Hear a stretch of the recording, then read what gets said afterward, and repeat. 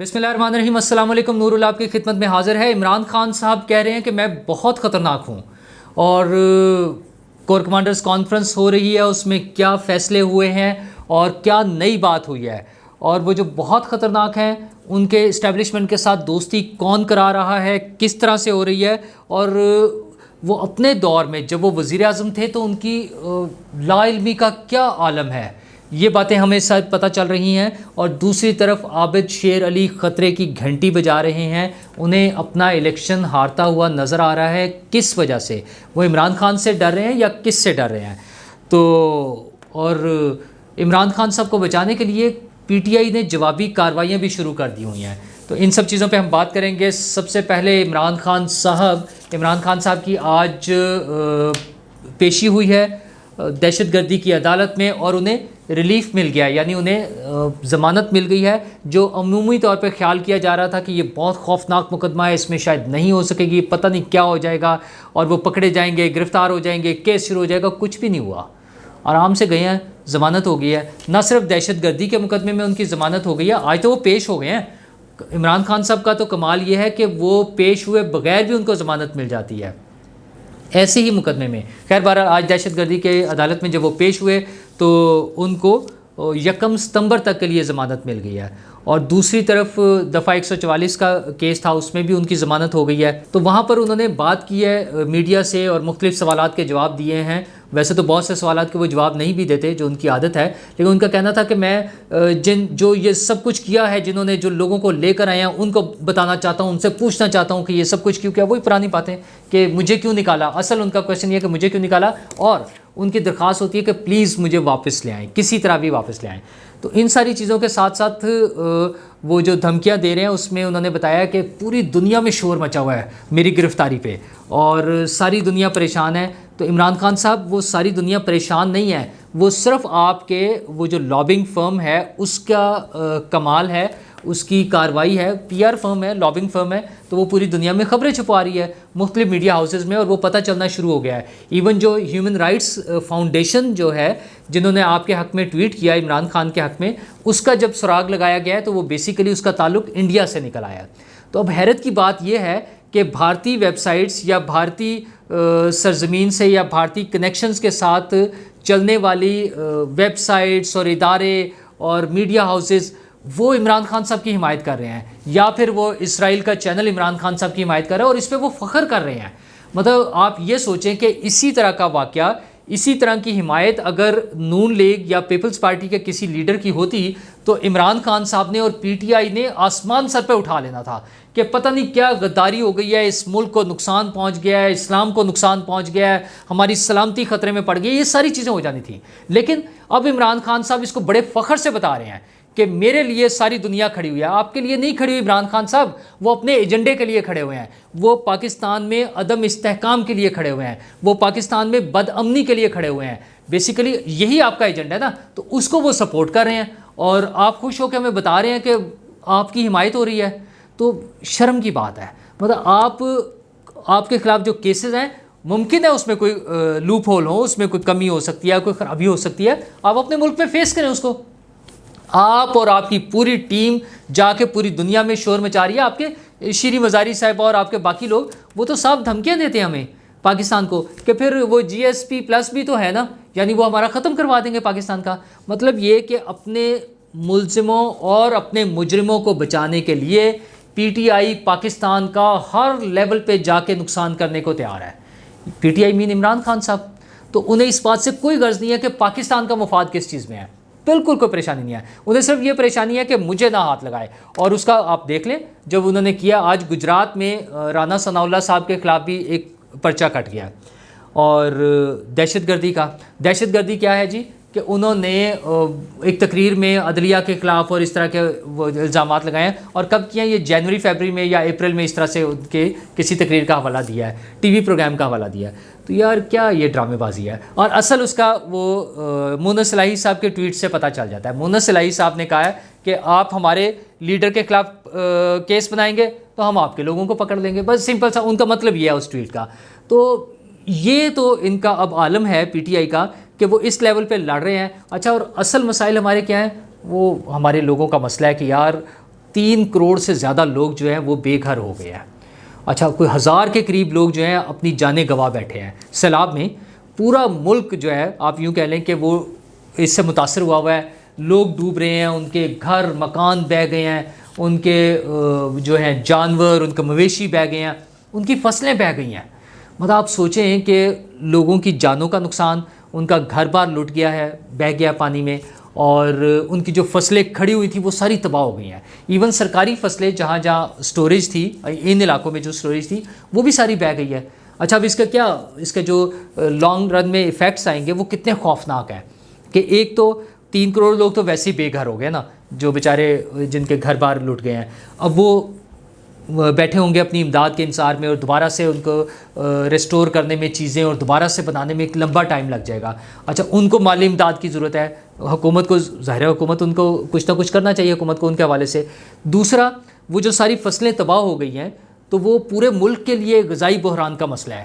ایک طرف پوری دنیا جو ہے وہ غذائی بحران کا شکار ہے, یوکرین کی جنگ اور رشیا کے ساتھ مسائل, تو ادھر سے گندم کا ایک بڑا سورس تھا اس ایریا سے باقی ساری دنیا میں آنے کا, تو وہ پھنسے ہوئے ہیں. دوسری طرف اب یہ ہمارا اپنا جو سورس تھا خوراک کا, غذائی اجناس کا, وہ سارا ڈسٹرب ہو گیا ہے کہ فصلیں تباہ ہو گئی ہیں, اور اب ہمیں فیوچر میں ساری چیزیں باہر سے منگانی ہوں گی.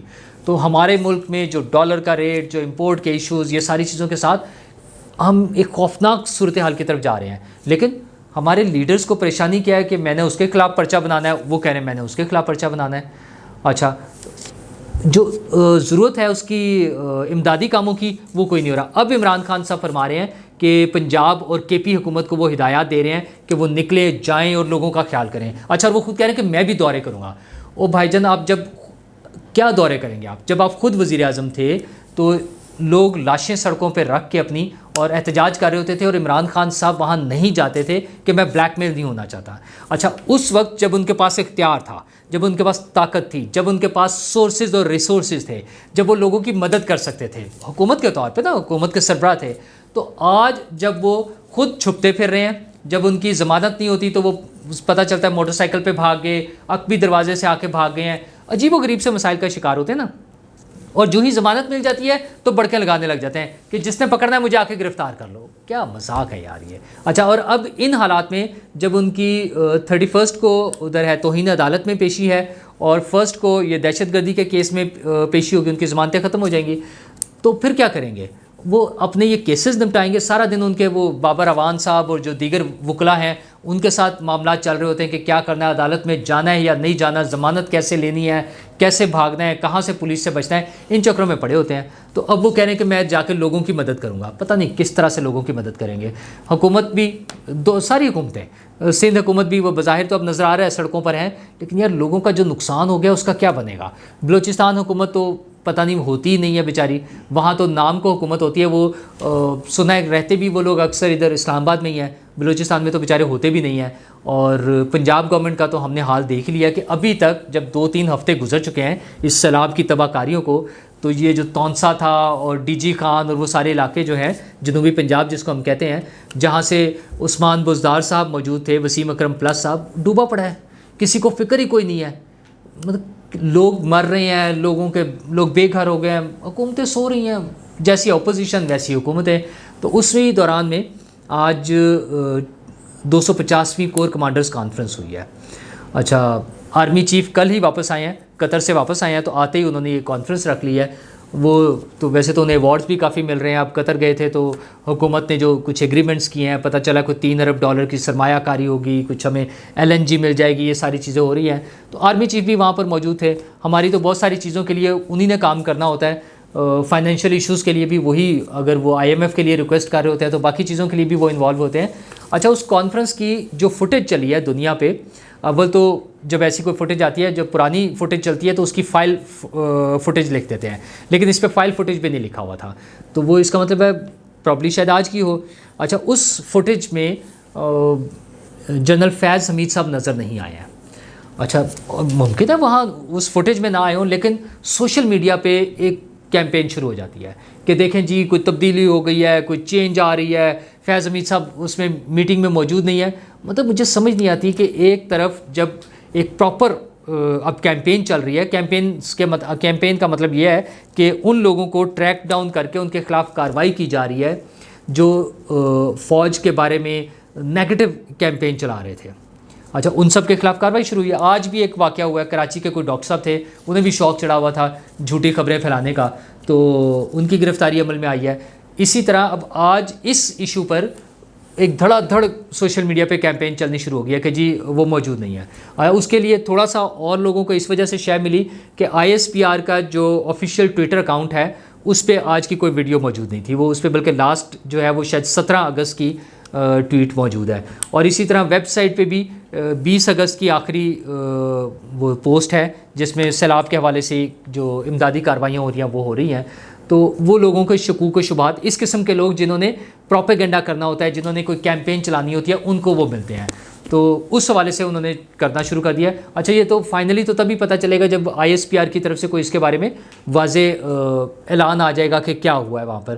اچھا اس کی رپورٹ ویسے ہی آ گئی ہے کہ باقی دیگر جو سیکیورٹی کے معاملات اور دہشت گردی کو کنٹرول کرنے کے معاملات ہیں ان کے علاوہ یہ جو سیلاب کی تباہ کاریاں ہیں اس کے حوالے سے خصوصی طور پر بات ہوئی ہے. اور آرمی چیف نے کہا ہے کہ سب لوگوں تک پہنچے, جہاں جہاں مسائل ہیں وہاں جا کے لوگوں کو مدد کریں. تو اس حوالے سے وہ تو اپنا کام کر رہے ہیں.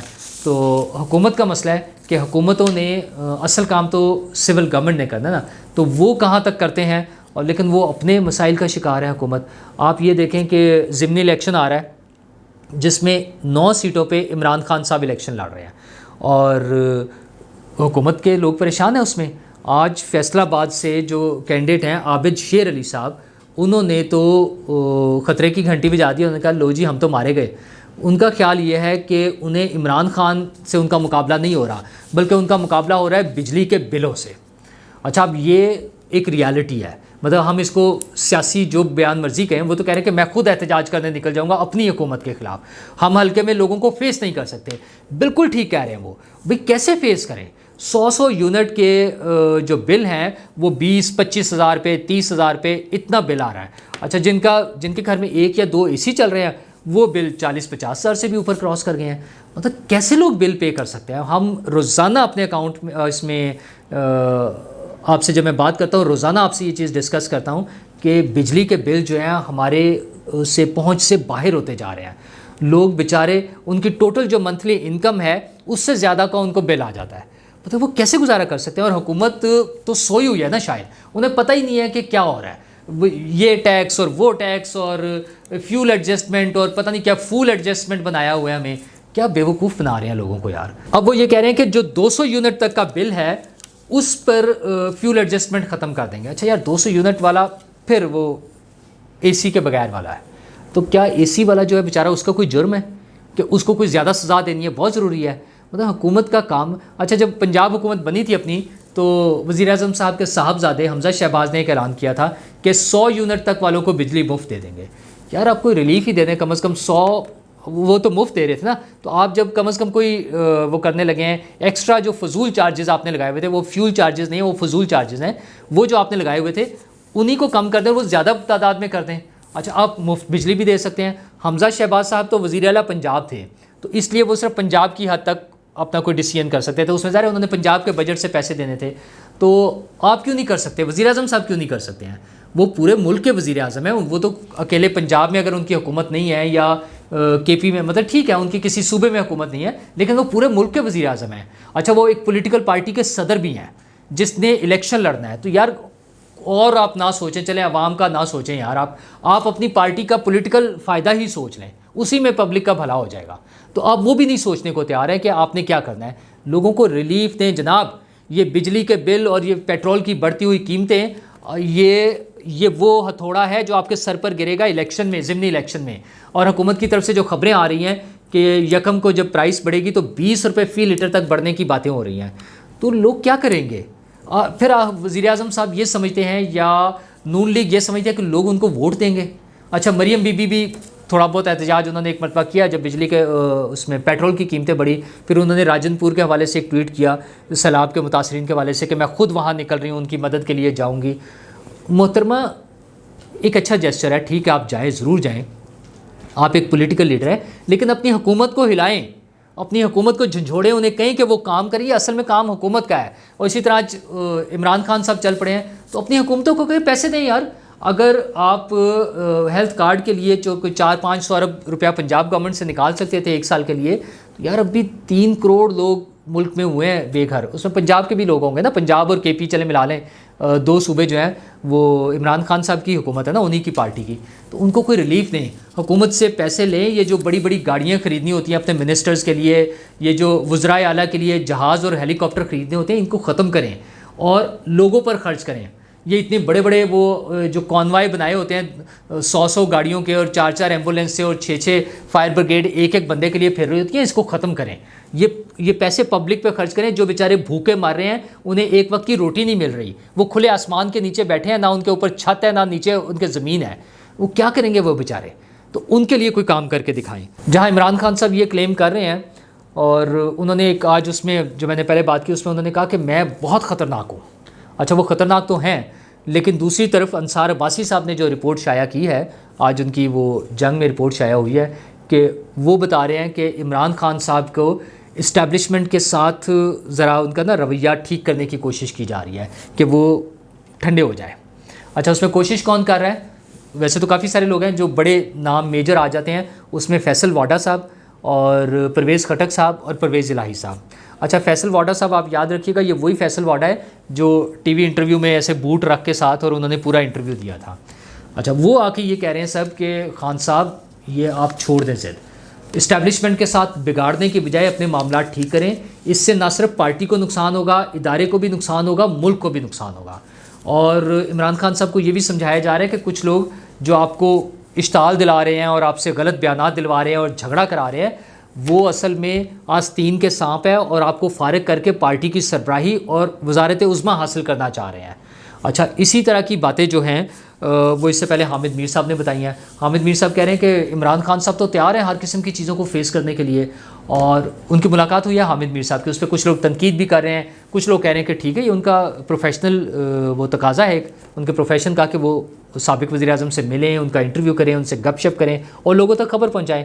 اچھا, انہوں نے کہا عمران خان صاحب کو پتہ ہے کہ عمران خان صاحب کہہ رہے ہیں یہ مجھے ٹیکنیکلی ناک آؤٹ کریں گے, یہ مجھے ڈسکوالیفائی کر دیں گے, میں سب چیزوں کے لیے تیار ہوں, میں لڑوں گا. یہ ایک طرف تو یہ کر رہے ہیں, دوسری طرف وہ جو ان کا ایک سٹائل ہے نا یو ٹرن, بلکہ یو ٹرن تو نہیں ہے, تو سیدھا سیدھا سا جھوٹ والی بات ہے کہ جب انہوں نے ذکر کیا عمران خان صاحب جو پھڑ مارتے ہیں نا کہ میرے دور میں تو کوئی صحافیوں پہ کچھ پرابلم نہیں تھی, وہ بڑی آزادی تھی, تو حامد میر صاحب نے کہا کہ جناب آپ کے دور میں تو ابصار عالم صاحب پر گولیاں چلی اور اسد طور صاحب پہ تشدد ہوا. تو ان کا ہے وہ کیا ہوا تھا, وہ کیا تھا؟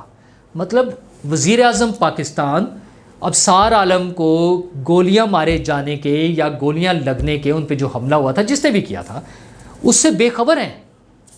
آپ یہ سوچیں کہ مطلب کیا اس کا لیول ہے. اگر یہ بات سچ ہے, اول تو اس بات کو تسلیم ہی نہیں کیا جا سکتا کہ عمران خان صاحب کو یہ پتہ ہو. سوشل میڈیا پہ شور مچا, ان کے وزراء اس پہ مختلف کمنٹس دیتے رہے, کوئی حق میں, کوئی مخالفت میں, کوئی مختلف طریقے سے نا. وہ تو ان کا جو سٹائل ہوتا تھا, وہ لڑکی کے بھائیوں نے مارا ہے, ذاتی معاملہ ہے, کوئی لین دین کا معاملہ ہے, پولیس کا, اس طرح کے ڈرامے بازی جو کرتے تھے. تو اب یہ کیسے ہو سکتا ہے کہ عمران خان صاحب تک نہ پہنچے؟ اور اگر یہ بات واقعی ان کی سچ ہے تو یہ اس سے بھی زیادہ خوفناک بات ہے. پہلے والی کیس میں تو صرف جھوٹ بول رہے ہیں نا, بہت سے لوگ بول دیتے ہیں, عمران خان صاحب بھی, اور جہاں اتنی ساری چیزوں میں بولتے ہیں اس میں بھی جھوٹ بول دیا ہوگا. یہ کتنی خوفناک بات ہے کہ عمران خان صاحب یہ کہہ رہے ہیں کہ مجھے پتہ ہی نہیں تھا. مطلب وہ ایسی کون سی حالت تھی ان کی کہ وہ 3-4 دن تو ظاہر ہے یہ شور مچا رہا نا کہ 3-4 دن انہیں ہوش ہی نہ رہا ہو, انہیں پتہ ہی نہ ہو کہ پورے ملک میں کیا ہو رہا ہے, ایک اتنا بڑا انسیڈنٹ ہو جائے. کیا کوئی ایسی بے ہوشی بھی ان پر طاری ہوتی تھی کہ وہ 2-3-4 دن اس میں بے ہوش رہے ہیں اور انہیں پتہ ہی نہیں چلا, اس دنیا جہان سے وہ غافل ہو گئے تھے؟ نہیں ممکن ہو سکتا یہ. تو خان صاحب یہ باتیں چھوڑ دیں, آپ کے دور میں جو کچھ ہوا وہ سب کو پتہ تھا. گریس دکھائیں, ہمت کریں کہ ہاں ہوا تھا, غلطی ہو جاتی ہے چینج کر لیں. اتنی بات سی چیزوں پہ بھی تو آپ نے مانا ہے کہ وہ قاضی فائز عیسیٰ کے خلاف جو کیس ہے وہ غلط ہو گیا تھا غلط, مانے, اس کو معافی مانگ لیں. اچھا, آپ کے پاس تو ایک اور آسان طریقہ ہے, آپ جو اسٹیبلشمنٹ پہ ڈال دیتے ہیں ہر چیز کہ یہ تو مجھے نیوٹرلز نے دیا تھا, یہ نیوٹرلز نے کیا تھا, تو اس میں بھی کسی اور پہ ڈال دیں کہ یہ فواد چودھری نے کیا تھا, اس پہ ڈال دیں. کم از کم اس طرح سے جھوٹ بول کے ڈسگریس والا مظاہرہ نہ کریں. ٹھیک ہے, اپنی چیزوں کو ٹھیک کریں, کلیئر ہو کر آئیں. آپ نے الیکشن لڑنا ہے, دوبارہ عوام میں آنا ہے تو سچ بولیں, اور عوام کے پاس ہیں. اگر عوام آپ کو ووٹ دیں تو پھر آپ کے پاس رائٹ ہے, آپ دوبارہ حکمرانی کر لیں. شکریہ.